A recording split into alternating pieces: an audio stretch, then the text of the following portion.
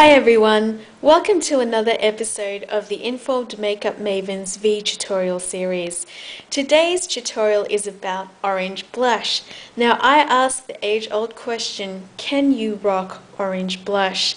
Now for many of you who keep in touch with spring trends, summer trends, orange looks to be a color that's going to be here to stay for spring and summer.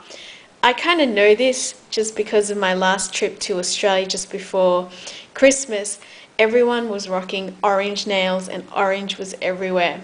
So I'm making this call. Don't know about the other fashionistas out there whether they agree with me, but I'm sticking to my guns. So I've just taken a few of my different orange blushes in my collection, which I was really surprised to find.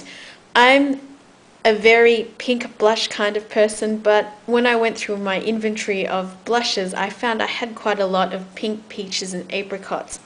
The first one I have here is C6 by Shuamura, and this is the color that's featured in the Sumatori Chiasto palette that was released for Christmas, part of the holiday collection.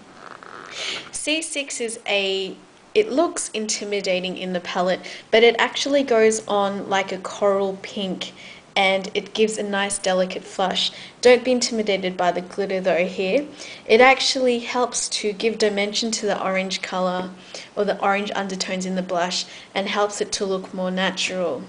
The next blush I have, and I'm a huge fan of cream blushes, is Joie de Vivre from the new Lilyland collection by MAC. Now I must admit that when I saw this in store, it was like a cream blush that I was not going to put my hands on, but after trying it out and in its new cream blend formulation, which is even better than the brand's current cream blushes, it actually goes on fairly light and it blends to a nice subtle coral pink. However, you can also layer it for an in-your-face coral China doll kind of look. Now, I was surprised to know that when I looked in certain lights, this is actually Deep Throat from NARS. This is one of my favorite blush. During the summertime, I find that when I wear this blush, it looks more bronzy orange than it does peachy apricot, as you can see here in the compact. Sorry for the lighting. Now, this one's very natural and it's probably a little less intense compared to its famous counterpart Orgasm. This one's ideal for a natural neutral look for a daily basis, and also this one can be built up for the 70s disco diva look.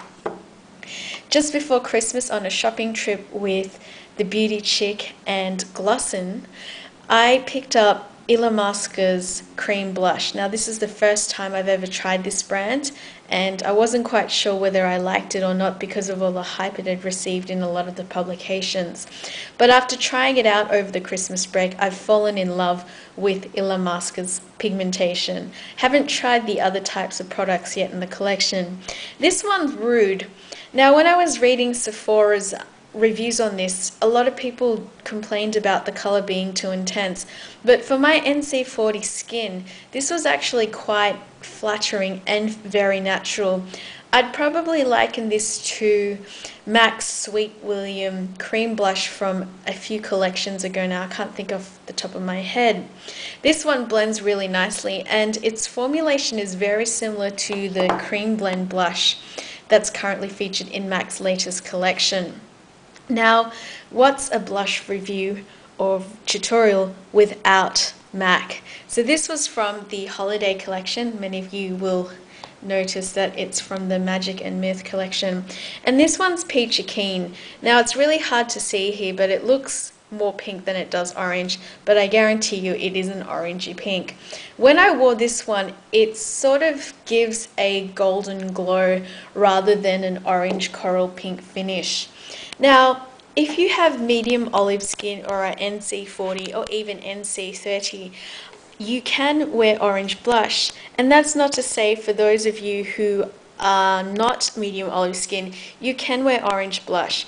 And what you'll find is with orange blush is that it will give you a sort of sun-kissed and warm look rather than a rosy pink flush, which can tend to look a little icy and a little bit cool in terms of the effect it gives. Now for some of you who are more adventurous, I really recommend the Contrived Blush by Rockin' Republic in Immoral. Now you can see here under the light, despite the brightness and intensity, it does look flat orange. However, when worn, this one actually looks like a nice coral pink flush, and especially against my own skin, I thought this would come out as a brick or brownish kind of orange, but it actually has quite a lot of pink in it. You would not think so just looking at the color in the compact itself, because it does look pretty flat, but once it's blended in, it looks spectacular. You'll have to read my blog to find out the review on this and what I thought of it. Overall, I think you can wear orange blush. It's just a matter of personal choice. What I recommend you should do if you want to try this color, this unconventional shade of blush, is actually head down to your nearest makeup counter and try on a few different blushes.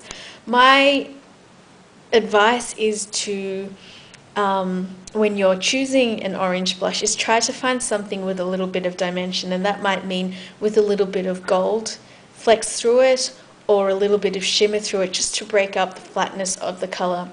If orange blush is chosen incorrectly, it can look garish and look quite tacky.